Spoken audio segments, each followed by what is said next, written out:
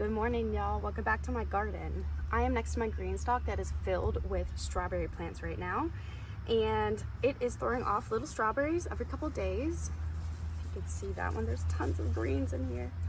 Lots of little strawberries. And they are also throwing off something called runners. So what a runner is the plant's ability to create other plants by throwing off this little vine. And this differs from a regular stem because there's no big leaves on the end of it like this one. These leaves are not going to throw off strawberries. They're just kind of here to photosynthesize. This is specifically here to develop new plants off the existing plants. So when you have strawberries in a flat, normal, regular garden bed or in the ground, these runners will essentially lay on the ground underneath the plant that kind of come from the center like all the rest of the stems do. And this will kind of creep out, start to grow, and it will root in the ground.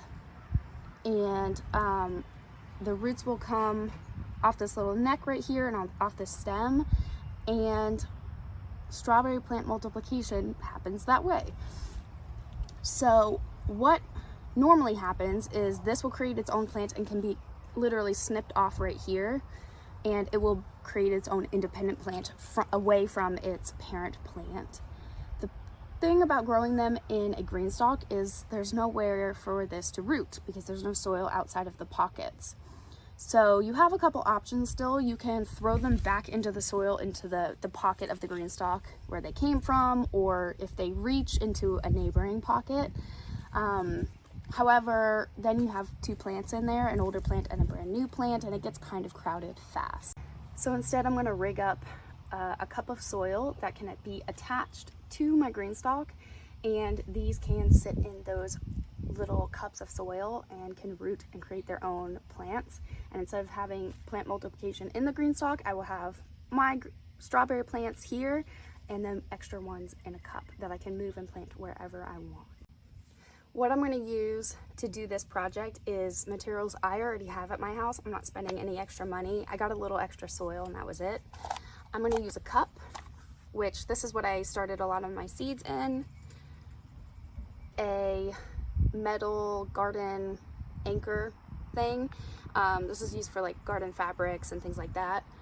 And I'm going to attach this using some painter's tape. And that way it can slip into the edge of one of these pockets and hang off the side. That way it's closer to these runners. And then I'm going to use and cut a little bit of those metal stakes as well to create anchors so I can stick the plant in the soil and the runner won't kind of pop out.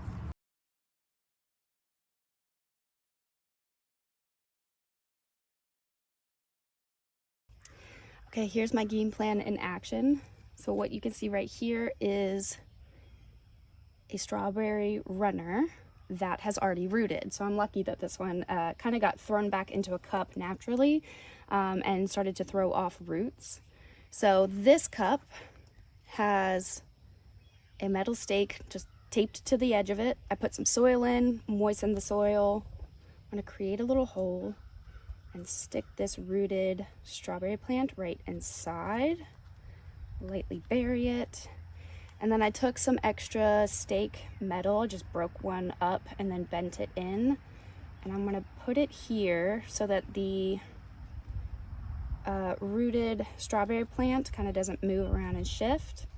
And then this stake will attach right to the edge of the bed and it just hangs off the side.